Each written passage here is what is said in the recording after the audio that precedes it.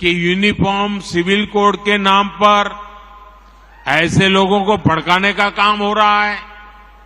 आप मुझे बताइए, एक घर में परिवार के एक सदस्य के लिए एक कानून हो, परिवार के दूसरे सदस्य के लिए दूसरा कानून हो, तो क्या वो घर चल पाएगा? क्या कभी भी चल पाएगा? क्या फिर ऐसी दोहरी व्यवस्था से देश कैसे चल पाएगा? प्रधानमंत्री नरेंद्र मोदी 27 जून को भोपाल में थे।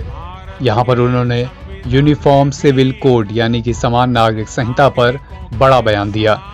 प्रधानमंत्री ने कहा कि सुप्रीम कोर्ट ने भी बार बार कहा है कि समान नागरिक संहिता जल्द बननी चाहिए। प्रधानमंत्री ने अपने भाषण में पसमानदा मुसलमानों का भी जिक्र करा। कहा कि राजनीति ने पसमानदा मुस्लिमों का जीना मुश्किल कर दिया है। यूनिफॉर्म सिविल कोड पर बात करते हुए उन्होंने कहा कि एक ही परिवार के अलग अलग सदस्य अलग अलग कानून माने, ऐसा कैसे चलेगा?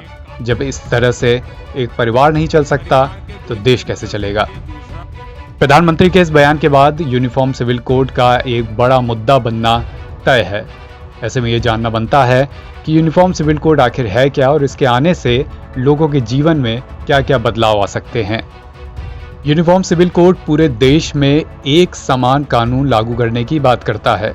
इसमें सभी धर्म के नागरिकों के लिए विवाह, तलाक, गोद लेना, विरासत आदि के संबंध में एक समान कानून यानी समानता लाए जाने का प्रावधान है और धर्म के आधार पर कोई भी भेद न किए जाने का प्रावधान है।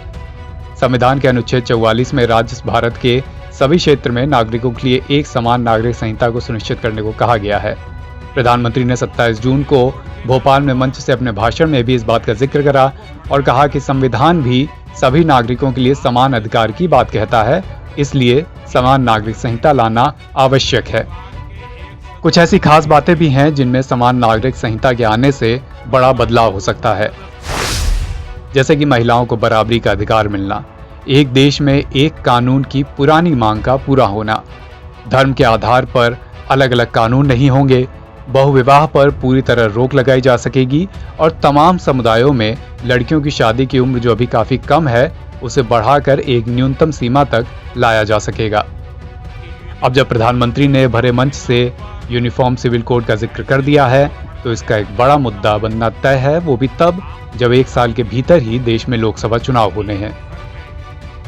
एनबीटी ऑनलाइन की रिपोर्ट। के लिए एक कानून हो, परिवार के दूसरे सदस्य के लिए दूसरा कानून हो, तो क्या वो घर चल पाएगा? क्या